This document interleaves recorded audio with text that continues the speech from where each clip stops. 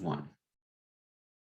Welcome everybody to another Smart Money Circle update. I'm Adam Sarhan. With me today is Anders Gustafsson, CEO at ZBRA Technologies, ticker symbol ZBRA. Anders, welcome to the show. Thank you. So I always like to begin by asking, how did you get to where you are today? Well, I grew up in Sweden. I was born in Sweden, born and raised in Sweden. I got my master's in engineering from Chalmers University of Technology in my hometown of Gothenburg, Sweden. Then I first came to the States for an extended period as a Fulbright scholar. And then I stayed and got an MBA from Harvard Business School and worked mostly in telecom or datacom companies, Motorola and Telabs. And then I became CEO of a company called Spirent Communications before joining ZBRA as CEO 15 years back. Wonderful. And very interesting. So you said Sweden. What brought you to the States initially? Was it the pursuit for education, or was there family here, or what was that move? Yeah, two things, I guess. The trigger event was I got a scholarship to study in the U.S. Okay. For school, but I was 4 years old when I decided to immigrate to the U.S. My aunt used to live in New York City. She was a flight attendant, and she would come home and visit, and there was like a whiff from the big world. And I think I was 4 years old, and I said, I'm moving to the States. Oh, that's awesome. That is so cool. I love that. So, okay, can you tell us a little about ZBRA? You can see I'm very persistent. Yes, you are. I like that. That's a good trait to have in a CEO. All right, Anders, can you tell us a little about your business, please, like a general overview and any message you want to send to investors? Yeah, so we kind of jokingly say we've been hiding in plain sight for 20 years. We're not a household name, but most people come across us frequently in their daily lives. So if you go shopping at any large grocery chain, or most retailers, your delivery driver for e-commerce packages, all use a lot of our equipment. So retail, transportation, logistics, manufacturing, healthcare are our four main verticals. But what we really do for our customers is that we give them a performance edge for the front line of their businesses. Our solutions really are used to intelligently connect company assets, data, and people. And we have our vision that we call enterprise asset intelligence. That is when every asset and worker on the front line is connected, visible, and optimally utilized. So we're very much focused on how to digitize and automate workflows to help drive productivity and better service levels for the frontline of business and frontline employees. Oh, I love that. So can you give us an example of a case study where there's a problem and then solution, how you guys can automate things, make it more efficient, and increase overall productivity? Yeah, one example would be something that became a big use case during COVID. That was not really a big use case prior to that, but that was buy online, pick up at store. So before COVID, most people went to the store and they bought their groceries the traditional way. Right. And when COVID happened, stores were not allowed to have people in, or people weren't all that comfortable going into stores, so they would order online and drive to the store and pick up curbside. And to do that, at scale, you had to have, be able to, you order on a website, but then move that order into a task management system, so that could identify the best frontline employee at that grocery to fulfill the order. We have the software to help identify that person through mobile devices and to translate the order into a pick list. Okay. Help guide, through our mobile devices, guide the picker through the store as to where everything is. And they would scan the product and put it in their basket. And at the end, we would help do a mobile point of sale checkout, so we can take all the payments information and do that. And we could also print a label with our printers and put it on the bag, so that the right customer picks up the right bag. And that enables our the grocery industry to really scale up that use case when COVID happened. Yeah, no, I love it, because I mean, I see the company's earnings have grown substantially. They've almost well, I guess more than tripled since 2015 or 2016. So, I mean, obviously keep up the congratulations and keep up the great work. I shop at the grocery store in both the old fashioned way and the new fashioned way. So I'm using Zebra without even realizing it. And thank you for that ability to do so. It's very convenient. Pay attention. You'll see us plenty of times. I definitely will. So can you list your competitive advantages, please, or some, the unique value propositions that Zebra offers? Yeah, we have a lot of strong competitive advantages and value propositions. I'd say first, I'd start with our vision, which is maybe not what people normally say, but I think we have a very compelling vision about where we think the industry is going and how we can help our customers digitize and automate their workflows. And that enables us to also have a more strategic partnership with our customers. They think of us not just to solve their problems today, but they want to work with us to partner to help solve future problems they may come across as they believe in our vision. We also have a number of more traditional, say, competitive advantages. One, we have the broadest product portfolio of anybody in our industry. That allows us to recruit more partners, resellers, because they can solve most of the problems, most of the opportunities they come across with our customers by working with us exclusively. And that enables us to recruit more partners.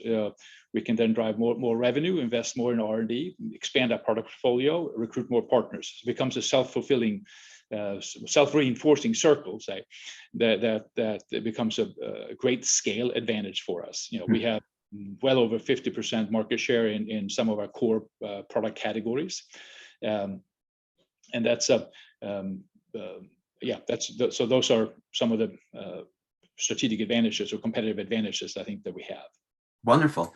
And big question from a business standpoint, but also overall standpoint, how do you handle risk?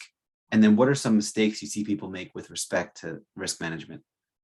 Yeah, I think when companies deal with risk, enterprise risk management programs, say, one thing that I think is very important that we try to make sure we do is that the risks we identify are the risks that we also can then work on. So it's not an abstract risk that you think of and you put it on the slide and you put it in the bookshelf.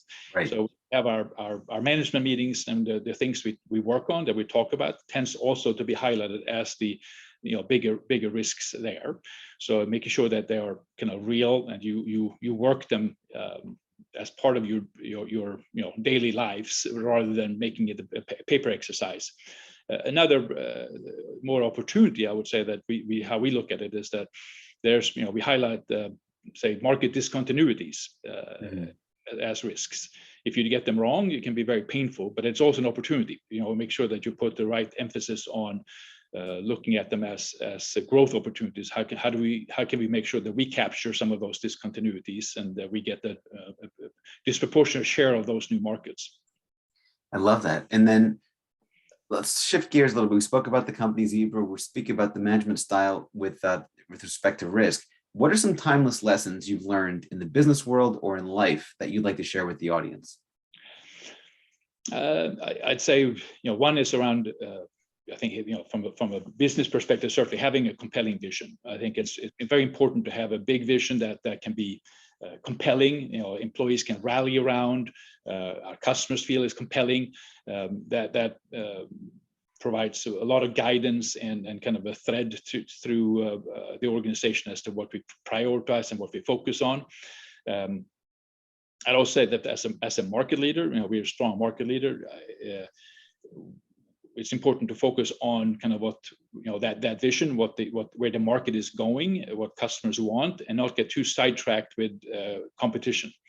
If you try to address what all the moves your competitors do, it becomes a bit of a whack-a-mole. You lose track of where you're going, and you become more defocused or fragmented in that. So I think those will be two things that I would think of top of mind. No, I love that. And then I love the vision part. So let's talk about that. When you were 4, you decided you had a vision to come to America. So yeah. Have you had other big visions throughout your life that you've been able to go ahead and conquer or go ahead and do? what first comes to mind would be my wife. Nice. I set my eye on my wife when we first met, and we've last week we celebrated our 30th wedding anniversary. So happy anniversary! Wow, that's awesome. Yeah, so that would be the biggest achievement so far. I love that. So are you one that you visualize things in your mind's eye and then you go out and get them, or are you more of, hey, let's go do this and set the vision for the team and then let's go conquer that? How do you measure, I guess, productivity or actual results versus the big visions that are there? I think a little bit of both. I think, I think from a business perspective, setting a big vision and figuring out how do we break that into chunks that we can execute, I think has been very helpful. That's definitely been something I've tried to do for a long time. My personal life, I'm not sure if I have quite I never had a 30-year plan. So when I started, there was, I think there's a little dangerous because I saw some people who had those, they got too focused on where they wanted to be rather than where they were. Right. So you got to to get where you want to be. You got to make sure you do a good job in your current role. So don't get don't lose sight of what you need to do today in order to get to the future, I guess. Yeah, that's really, really smart. So what about we spoke about timeless lessons. What are some timeless mistakes you've seen people make and or that you've made, and then that you've learned from them, and then how do you avoid them going forward? Yeah, well, I think one mistake that companies often do is that they may not be bold enough in how they pursue new business opportunities, new innovations. Little timid as far as how much budget to put on in it, or how to set the aspiration. Mm-hmm. I think it's generally if you aim high, you're more likely to reach the treetops than if you set the sights at the treetops. I think the other part with that would be, if you want to do that, you can't quite wait to start executing until you have all the answers. In that case, the market will already be there and move past you. Right. So making sure you stay agile and nimble to learn quickly from what you see when you get into the market, when you start working on something, and implement those lessons quickly. I love that. And then from your point of view, what makes a great leader? I would say three things. First, setting a vision again that I think is that the organization's customers can rally around. That provides a clear identity for what or idea for what you're trying to achieve. Second, building a strong team that can be aligned and can have work together to achieve that. And the third thing would be to make sure you can execute. Mm-hmm. Making sure you have a good plan for how to execute, be able to dig in and be detailed when need to be. So one of the earlier pieces of advice or insight that my boss gave me when I first became a general manager was that as a general manager, you need to know when to stay high and when to go deep. Right. It's not always stay high or always go deep. You'll be able to kind of go up and down based on the situation. I love that. That's really, really good advice. And then what's the best lesson you've learned about leadership? I think one thing that I think is very important is that you got to start with who you are, be authentic to who you are. It's hard to go through a whole career and role play. So I think that would be one thing. I think another part would be staying connected to the business, in your organization with your customers. I think that in order to lead the organization, you have to have a good feel for the business. Mm-hmm. So I think that's helpful, and also that helps you to be more connected across the organization. And I believe that you should kind of interact with everybody the same way. And I think that also helps create followership across the organization or with customers. Mm-hmm. And what are some obstacles that you've had to overcome? A, what was the obstacle or obstacles? And then B, how did you overcome them? Yeah, one obstacles was in 2014 we acquired the enterprise business from Motorola. That was a very large transaction for us. That was 2.5 times the size of what ZBRA was at the time. Mhm. So that was certainly betting the farm. You can think of it as a private equity leveraged buyout in the public markets. So we Right. took on a lot of debt, and there was market risk. There was all sorts of things that we had to overcome, but certainly one big thing we focused on that I saw as a risk was around culture. Mhm. The Drucker, I think Professor Drucker was the one who said that culture eats strategy for breakfast or something like that. Right. We wanted to make sure that we got everybody to feel that there was one team. So I didn't have the hubris to say that ZBRA had the right culture for a much larger organization, and so we can start it over. And we put 7,000 people through 2 days of culture training. Oh, wow. So I think that ended up being, when you go through a big integration like that, you make a lot of decisions. You obviously think that each decision is moving the ball forward, but this was one which was much more impactful than I ever expected. Wow, that's wonderful. I mean, the stock price has gone up, I think, almost 4, 5, 6-fold since then. So it's been a very, yeah, if not more, exactly. Okay, wonderful. So that, I mean, hats off to you on that one. Adversity, Andres, how do you handle adversity, whether it's a cultural adversity or it's adversity internal or external?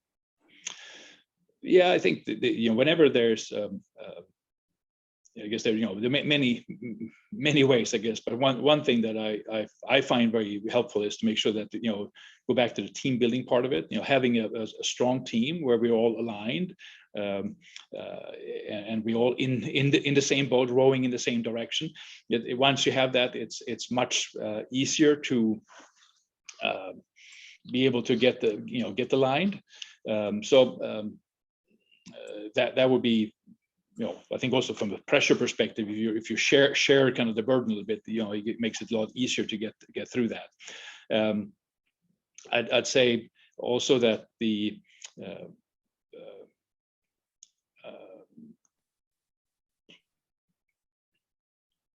I think that's probably it. No, that's actually really smart. So what you're saying is, if you put the interests of the relationship ahead of one individual's interest or two individuals' interests, if there is adversity, when adversity comes or conflicts arise, I guess you could use as a barometer, is this good for the relationship? And if it is, then go ahead and do it. If it's not good, then one person can back off. And this way it's not about, two people butting heads. Is that a good way of articulating it? Yeah. And now I remember my train of thought here. The other part I was going to mention is that, I think facing up to adversity quickly. So don't sugarcoat it. Look at it and see what it is for what it is. Yeah. And can address it early. So I say better to take a medicine quickly. And I use a metaphor internally when I talk about this, and the kind of race car analogy. I say as a race car driver, you want to brake ahead of the curve and you want to accelerate through the curve so you can come out as strongly or as fast as you can on the other side. Right. So making sure that you can take your medicine quickly and then move from defense to offense earlier than others, and I think that tends to enable you to take advantage of difficult situations, or at least make the most out of it. Yeah, that's really, really smart. I love that. Brake before the curve and then accelerate through the curve. So it's almost like anticipating what's going to happen next and then preparing for it. What advice would you give your 30-year-old self? Yeah, if you're thinking from a work perspective, say, I've used this before with people. So it's, say marketing has its 5 P's, and I came up with the 4 R's. Okay. If you starting out your career and thinking about how to apply yourself, I say first starting with results. Eventually you got to make sure you can deliver results. It all comes down to that in the end, that you have to be able to deliver results. But how you do it is important. So as a reciprocity, is the second one. I think many people would say relationships, but then people tend to think of it more as one way. That what can I get from relationships? But reciprocity is more, how do you help others be successful? How do you make others look good, so that when you need help, they are ready, willing, and able to step in and provide you some help. Mm-hmm. Then risk, I think, take some risk at times. If you're playing it too safe, it's hard to stand out and differentiate yourself. So take some projects or assignments that are maybe a little more different and maybe a little riskier. But if you do a good job, you have a much better chance of differentiating yourself there. And lastly, resiliency.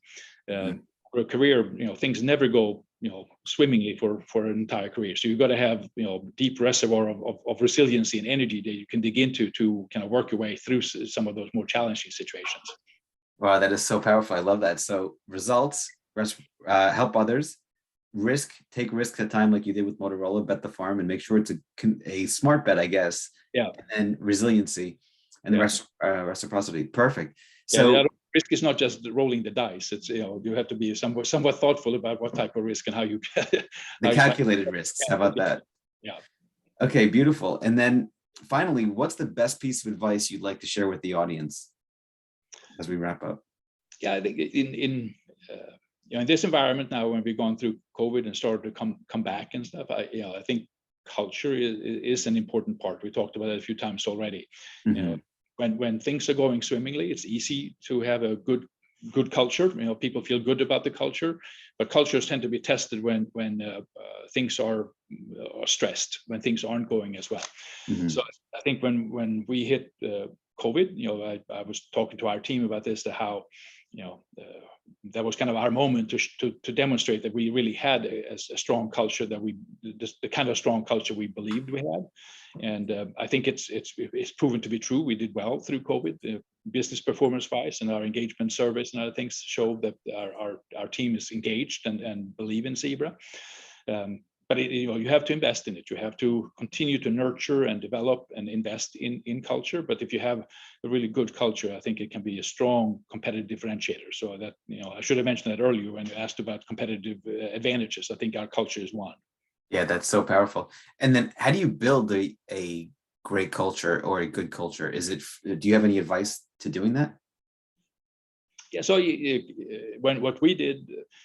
I'll talk about in two ways, I guess. First, the big training I talked about for 7,000 people. There was a lot of it around setting the right values, what we value as an organization, and some of them are, you can say, table stakes for us, the integrity and holding yourself accountable. But innovation, agility, and teamwork were things that were more specific to us as we're coming through a big integration at that point. They were meant something specific to us that they wouldn't do to maybe other companies. Then we had a lot of work on kind of behavioral things. So we have a lot of things that we kind of words that we still use. We when you have come into a meeting and somebody is a little grumpy, maybe it's you don't know what's going on in people's head. We can say, I'd like to get you to curious, to get them to open up their mind, to be curious, listening with a positive intent. We talk about trading puzzle pieces, so that this is not just you have to give some to get some, and to help others and help the organization as a whole get better, not just maximize your business or your part of the business, but maximizing the whole. I love that. Well, that's phenomenal advice. I love it. Thank you so much for coming on the show, Andres, and hopefully we'll see you again soon. Thank you. I enjoyed it.